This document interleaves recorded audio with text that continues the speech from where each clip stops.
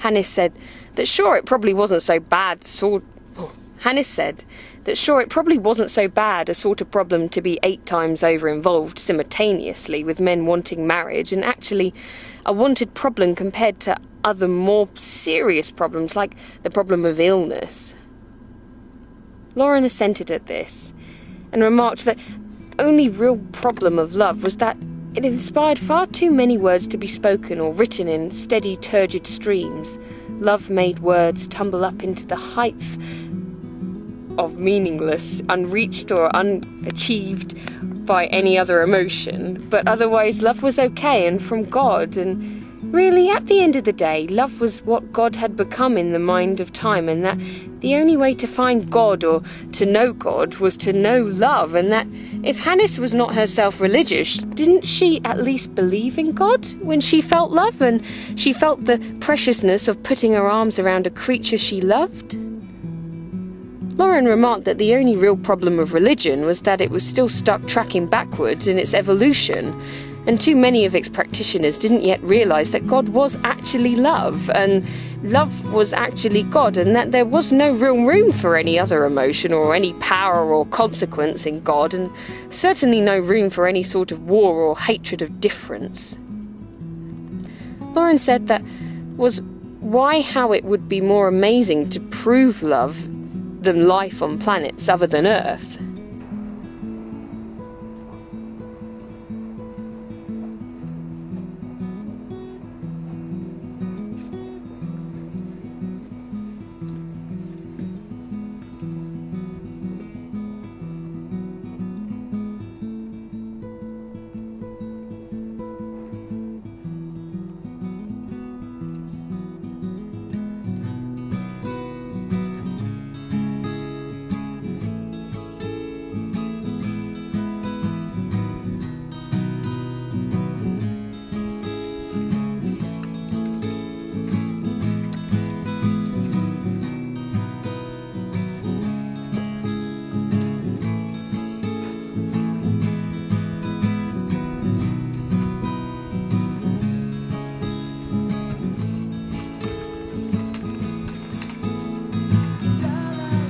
Malky, each time I go to write to you, my eyes start blinking and I'm not sure whether it's tears or boredom or world weariness.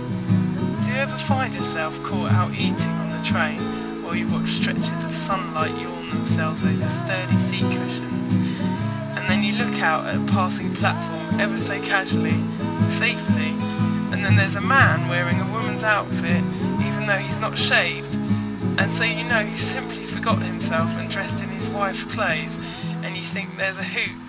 And I promise you, Malky, I'm a giver and not a taker. Take care, Millie.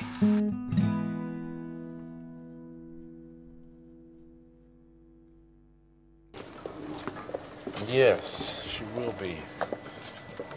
Oh, better put the bottle away here. Did you have your snort? Yes. Okay, because here comes the school. And maybe that was set up that way because of the church. You know, because of it wasn't. But because of hundreds of years of religious programming, we're set up to believe in morality and of that way. I agree.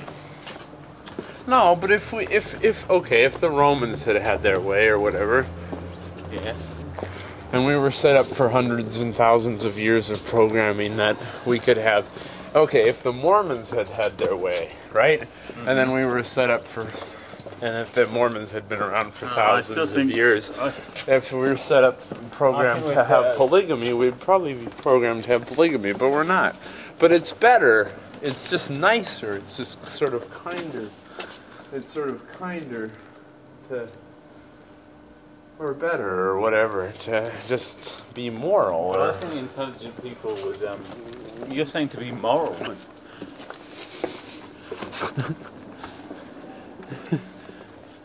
far as I can go. I could probably make it higher. Yes. But I'm not going to try. I'm not an idiot. I'm not going to die being a drunken idiot. No. I mean, even if I fell from the height that I was, I'd smack my head on the floor. Right. And die. See the bread? That's been at that doorway all day long. That little puddle of bread. That's been left at that doorway all day long. For a duck. A duck come along. What do you reckon about that? See, I think I could climb to that HE.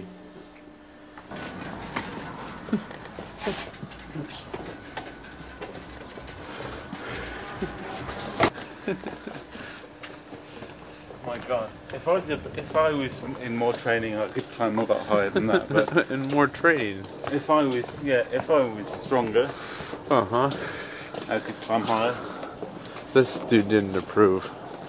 He wasn't sure about all that. There you go. I'm never going to see him again. No, that's true. You want a little snifter of this again? Mm-hmm.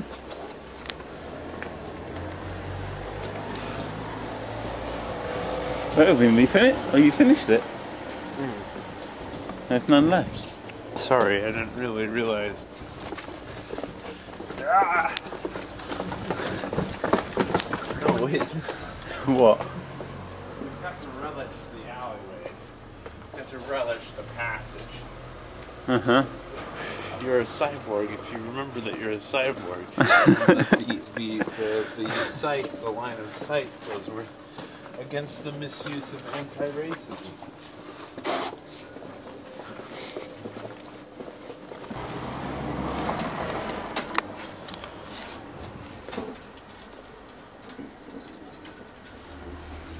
Kids, don't screw around like this drunken idiot is doing at home.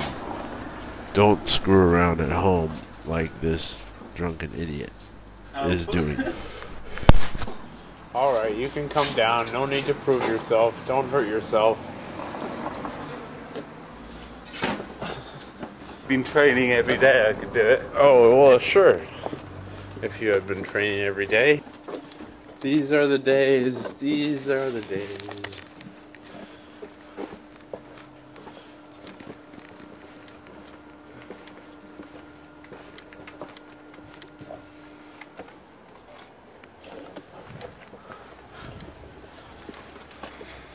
Ah, disgusting. Really.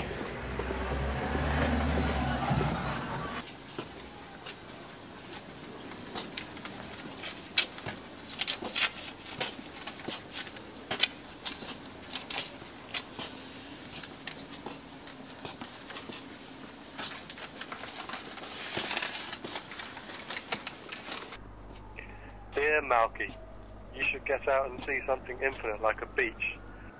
Though I guess a brick microverse is just as infinite. Never mind, Ted Chadwick. Malky, old chum, yesterday you missed it, mate. Like a proper sponging of the sky in favour of clouds. But you're all about the sunshine or rain, aren't you?